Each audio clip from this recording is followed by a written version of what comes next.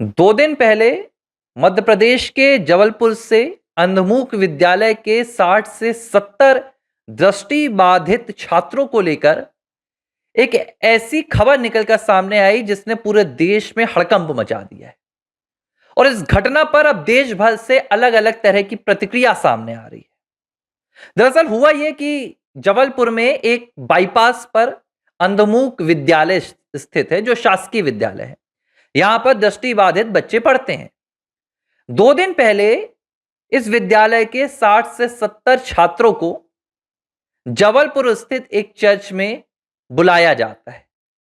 बकायदा चर्च के लोग जाते हैं, इन बच्चों की व्यवस्था करते हैं और एक हवाबाग कॉलेज है, उसके पीछे एक चर्च है, वहां पर लेकर आया जाता है। यह सब कुछ क्रिसमस से पहले हो रहा है। और जब इस चर्च में बच्चों को लाया जाता है तो कहा जाता है कि यहां पर उन्हें भोजन के लिए बुलाया गया। लेकिन इस बात की जानकारी जबलपुर के हिंदूवादी संगठनों को कहीं से लग गई कि चर्च के द्वारा बहला फुसलाकर करीब 60 से 70 अंधमुख विद्यालय के बच्चों को बुलाया गया है। जाहिर सी बात है कि एक संदेह पैदा हुआ। संदेह इसलिए पैदा हुआ कि खास तौर पर ये जो चर्च वगैरह होते हैं और इस तरह की और जो तमाम धार्मिक संस्थानें होती हैं जो सनातन धर्म से अलग हैं, सनातन धर्म का भर भर के विरोध करती हैं, सनातन धर्म के लोगों का पानी पी पी कर प्रतिकार करती हैं। लेकिन क्रिसमस से ठीक पहले अंधमुख विद्यालय के छात्रों को बुलाया गया, जिनमें से तमाम छात्र सनातन धर्म से संबंधित हैं, सनातन धर्म के अनुयायी हैं। तो संदेह पैदा हुआ। तो जिस वक्त ये तमाम छात्र उस चर्च में बैठे हुए थे, तभी हिंदूवादी संगठन के लोग वहां पर पहुंच गए। और जब वहां पर ये तमाम हिंदूवादी लोग पहुंचे तो उन्होंने जो देखा, देखकर उनकी भी आंखें फटी की फटी रह गई। इस चर्च के भीतर इन हिंदू बच्चों को क्रिश्चियन प्रार्थनाएं पढ़ाई जा रही थी। ईसाई समुदाय से, ईसाई धर्म से जुड़ी हुई प्रार्थनाएं सिखाई जा रही थी। और जब ये तस्वीरें हिंदूवादी संगठन के लोगों ने देखा तो उन्होंने इसका जमकर विरोध किया। हालात इतने बिगड़ गए कि मामला मारपीट और हाथापाई तक आ गया, क्योंकि इस समुदाय के लोग, चर्च के लोग इस बात को मानने के लिए राजी नहीं हो रहे थे, स्वीकार नहीं कर रहे थे कि वो असल में वहां पर क्या कर रहे थे। हिंदूवादी संगठन ने कहा कि यह सीधे तौर पर धर्मांतरण का धंधा चल रहा है। सीधे तौर पर यहां पर शासकीय विद्यालय से अंधमुख बच्चों को लाकर बहला फुसलाकर उन्हें ईसाई धर्म में धर्मांतरित किया जा रहा है। सनातन धर्म से उन्हें सीधे तौर पर बाहर निकाला जा रहा है। अब इस पर जब विवाद उठा तो मौके पर पुलिस भी पहुंची।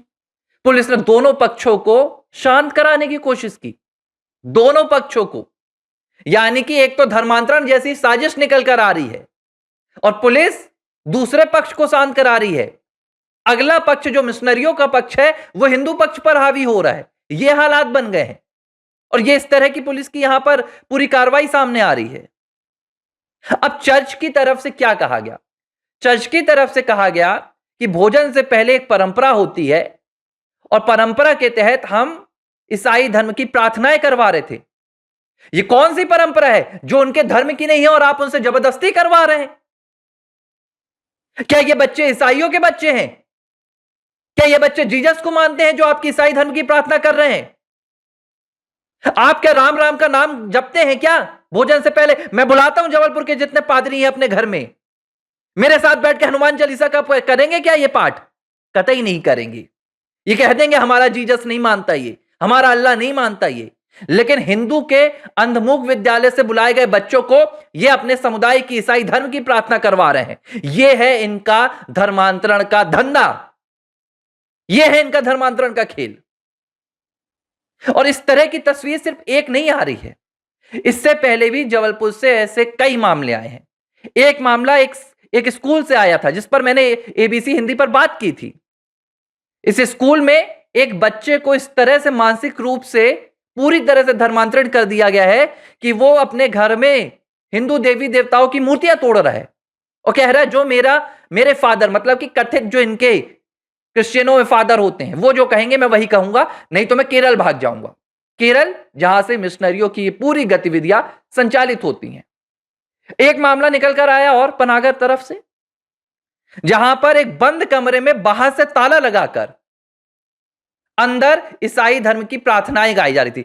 सवाल ये उठता है कि अगर किसी तरह की धार्मिक कोई भी सांस्कृतिक कार्यक्रम यहां पर आयोजित हो रहा था, परंपरा चल रही थी, तो इतना छुप छुप के क्यों किया जाता है? बंद दरवाजे ताले लॉक करके क्यों किया जाता है? और दूसरी बात, जो बच्चे लाए गए थे वो शासकीय विद्यालय से लाए गए थे। सवाल ये उठता है कि प्रशासन में बैठा हुआ वो कौन सा शासकीय शिक्षक है या विद्यालय का या हॉस्टल का अधिकारी है जो चर्च में बच्चों को ले जाने के लिए अनुमति दे रहा है? इसकी भी जांच होनी चाहिए कि धर्मांतरण के इस धंधे में कौन से वो लोग हैं जो मिले हुए हैं। अब यह मुद्दा राष्ट्रीय पटल पर कैसे पहुंचा? दिलचस्प कहानी तो यह है, यह मुद्दा आज भारतवर्ष में इसलिए चर्चा का विषय नहीं बना क्योंकि जबलपुर में धर्मांतरण की साजिश रची जा रही थी। यह मुद्दा आज देश की अखबारों की और मीडिया चैनल्स की सुर्खियों में इसलिए नहीं है क्योंकि 60 से 70 हिंदू बच्चों की साइलेंट किलिंग की जाने की योजना तैयार की जा रही थी। साइलेंट किलिंग मैं क्यों कहता हूं? धर्मांतरण को मैं साइलेंट किलिंग कहता हूं, हिंदुओं की साइलेंट किलिंग, क्योंकि अगर एक हिंदू कम होगा, उसे धर्मांतरित किया जाता है तो एक हिंदू मर जाता है। और इसीलिए मैंने इस अवधारणा का नाम साइलेंट किलिंग रखा हुआ है, जो जबलपुर में बस नहीं, जबलपुर के अलग अलग इलाकों में, मध्य प्रदेश के अलग अलग शहरों में, छत्तीसगढ़ में, केरल में, मद्रास में, हर जगह हो रही है। इस तरह से इस पूरी गतिविधि को संचालित किया जा रहा है। हां, तो नेशनल मीडिया पर यह मुद्दा क्यों आया? इसलिए नहीं आया कि हिंदुओं की साइलेंट किलिंग की जा रही है। यह आज देश भर में मुद्दा इसलिए नहीं छाया है कि भारत में हिंदुओं का धर्मांतरण किया जा रहा है। दरअसल इस मुद्दे के पीछे एक झूठ की कहानी परोस दी गई और इस झूठ की कहानी में वामपंथी विचारधारा और ये मिशनरियों का पूरा ग्रुप, जो पूरा इनका लॉबी होता है, संगठन होता है, वो हावी हो गया। दरअसल जब ये पूरी गतिविधि निकल कर आई तो भारतीय जनता पार्टी की एक महिला नेता है अंजू भार्गव, अंजू भार्गव का वीडियो सामने आया।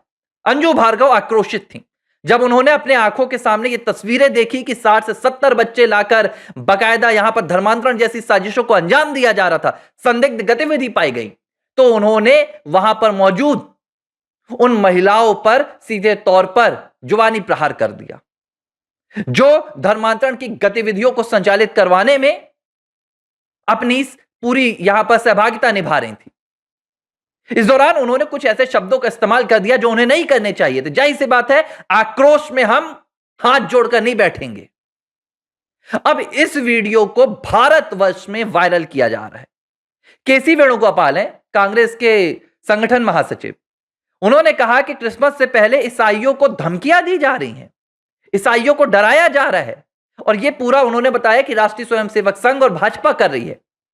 राजदीप सरदेसाई हैं, पत्रकार, उन्होंने भी कहा कि जबलपुर से यह वीडियो आया है और मैं देखकर बहुत आहत हूं कि कैसे क्रिसमस से पहले ईसाइयों को धमकाया जा रहा है। अरे राजदीप सरदेसाई, कभी अपने स्टूडियो से बाहर निकलो और जाकर असलियत तो देख लो कि वहां हो क्या रहा था। आपने वीडियो के नीचे लिखा क्या कि वहां पर धर्मांतरण की साजिश रची जा रही थी? इस तरह भारत में मिशनरी लगातार धर्मांतरण के धंधे को बढ़ा रहे हैं, और जब इनका धर्मांतरण का धंधा पकड़ा जाता है तो ये अपनी इस इकोसिस्टम वाली लॉबी को आगे बढ़ा देते हैं और ये कहता है कि माइनॉरिटी पर अत्याचार हो रहा है। केरल के एन पंचमपट्टी में 2500 ईसाई परिवारों ने 100 हिंदू परिवारों को प्रसादम यानी कि भंडारे की अनुमति नहीं दी थी, और अदालत से अनुमति मिलने के बाद भी इन ईसाइयों के ग्रुप ने, संगठनों ने वहां दबाव बनाया और हिंदुओं को भंडारा नहीं करने दिया। तब ना तो राजदीप सरदेसाई का ट्वीट आया था, न केसी वेणुगोपाल का। बांग्लादेश में दीपू चंद्र की हत्या कर दी गई। किसने ट्वीट किया? किसी ने कहा कि वहां की जो माइनॉरिटी है, हिंदू समुदाय, उसके साथ क्या हाल हो रहा है? किसी ने नहीं कहा। यही है इनका प्रोपोगेंडा कि अगर इनके धंधे पकड़े जाते हैं तो माइनॉरिटी वाला विक्टिम कार्ड खेलो, और भारत का जो मेजोरिटी वाला यहां समुदाय है, बहुसंख्यक जो भारत की आबादी है, उस पर इस तरह के आरोप लगाओ ताकि वो इन धंधों को रोकने की कोशिश ना करे। लेकिन अब जनता जाग रही है और इस तरह की गतिविधियों को खासतौर पर हम, क्योंकि मैं जबलपुर का रहने वाला हूं और मैं इस मामले को बेहद नजदीकी से देख रहा हूं और धर्मांतरण के धंधे को हम पुरजोर तरीके से यहां पर उखाड़ फेंकने के लिए बैठे हुए हैं। एबीसी हिंदी न्यूज, आज ही जुड़िए हर खबर के साथ।